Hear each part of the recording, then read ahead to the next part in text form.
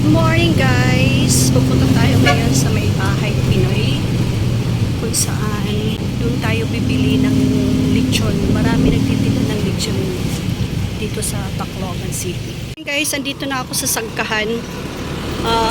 Tatanong tayo kung magkano yung lechon dito. Per kilo. Tagpera kuya? 700 yan. 650 na lang. Saglit lang. Yan, 650 daw. Tagpera kilo? 7. Ngayon, may to, mayroon doon 650, kaya lang maghahanap pa tayo. May mas maliit na lechon. Sabi kasi ng nanay ko, pili daw ako na maliit na lechon. Madami dito nagtitinda ng lechon. Hanap ka lang kung saan mo gusto bumili. Iba-iba yung presyo. Kaya tagpera kilo? Okay. 800 dito. Tidak, tagpera man kuya. 800 gihap. Yan, 800. Dito. Tagpera? 800 na po. 800. Kaya na mas barato didi kontra nga to. Anay. Ayan, may plate test. Wow, malutong.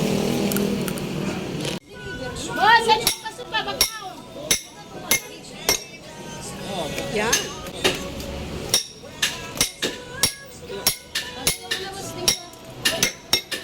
Natausik good.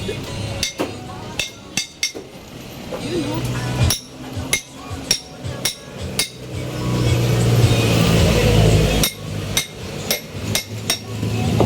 Dila na akong papahiwaon. Yan o. Lutong-lutong.